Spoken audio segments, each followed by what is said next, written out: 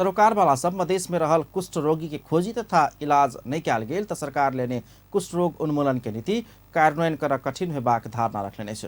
मध्य प्रदेश के स्वास्थ्य निर्देशनालय बृहस्पति दिन जनकपुर धाम में कयने कार्यक्रम में स्वास्थ्य विज्ञ सब मध्य प्रदेश में कुष्ठ रोग उन्मूलन कर नहीं सकल गेल त 2030 धरि नेपाल के कुष्ठ रोग रहित बनेबाक लक्ष्य पूरा कर कठिन हेबाक बतौलनि। मध्य प्रदेश में बेसी कुष्ठ रोगी भेल जिला सब धनुषा तथा महोत्तरी में शुरू भेल कुष्ठ रोग सारव के क्रम के रोकबाक परिष्कृत पद्धति के विषय में जानकारी देबाक उद्देश्य से कयल गेल कार्यक्रम में वो सब यह धारणा रखलनि। कार्यक्रम में मधेश स्वास्थ्य विज्ञान प्रतिष्ठान के उपकुलपति डॉक्टर राम केवल शाह कुष्ठ रोग के कारक तत्व गरीबी तथा अशिक्षा रहल कहित समय में इलाज कयल गेल त अंग भंग होबस बाँचल जा सकबाक आई रोग निक होबाक बतौलनि।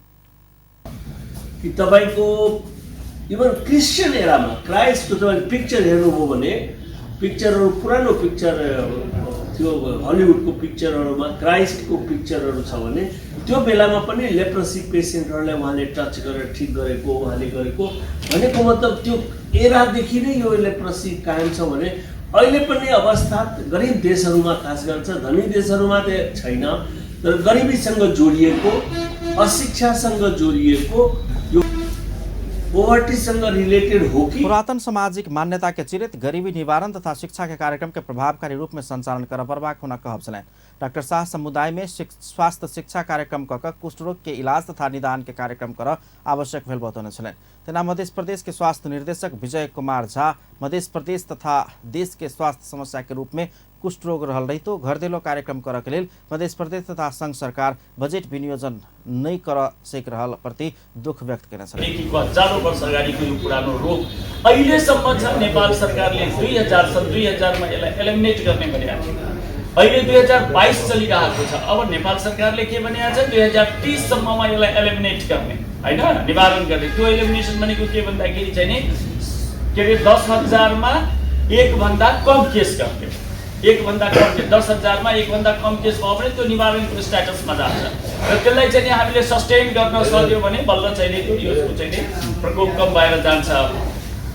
भयो के भन्दाखेरि चाहिँ सन् 2000 मा निवारण गर्ने भनेको रोग अहिलेसम्म चाहिँ एलिमिनेसन हुन सकेन र तपाईले भर्खरै चाहिँ थाहा पाउनु भयो कि चाहिँ टोटल नेपालमा जति चाहिँ कुष्ठ रोगका बिरामीहरू छन्, रोगीहरू छन्, त्यसको 45% रोगी चाहिँ मध्य प्रदेशमा छ। निर्देशक झा सन 2030 धरि में देश में कुष्ठ रोग उन्मूलन करवाक लक्ष्य लेने बतबैत 10,000 जनसंख्या में एक गोटे में रोग भेल खंड में उन्मूलन भेल मानल सकल जेबाक मान्यता रहल बतौलनि। एखन धनुषा में 1,483 आ महोत्तरी में 1,730 गोटे कुष्ठ रोगी रहल। REP++ कार्यक्रम के संयोजक डॉक्टर रविन्द्र कुशवाहा जानकारी देने छलनि। देश में रहल कुल कुष्ठ रोगी मध्य मध्य प्रदेश में मात्र 45% रहल जानकारी दैत कार्यक्रम रौतहट 12 तथा पर्सा जिला में ऐसा आगुए संचालन में रहल समेत बताओल गेल अछि। वो कुष्ठ रोग के संपर्क में लगातार रूप में 20 घंटा धरि रहल खंड में रोग सरबाक भेला सँ एकर शंका लागल में परीक्षण कराब सुझाव देने छलनि। कुष्ठ रोगी के खोज तलाश तथा रोगी के इलाज में लाभक के लेल कार्यक्रम संचालन समन्वय तथा सहकार्य कर प्रादेशिक अस्पताल जनकपुर धाम के वरिष्ठ चर्म रोग विशेषज्ञ डॉक्टर रामज्ञान यादव के संयोजकत्व में 7 सदस्यीय समिति निर्माण कयल गेल अछि। साथ ही निर्देशक झा उपकुलपति डॉक्टर शाह सहित 3 गोटे के सलाहकार समिति गठन कयल गेल निर्देशनालय के कुष्ठ रोग संपर्क अधिकृत राजवीर यादव जानकारी देलनि अछि।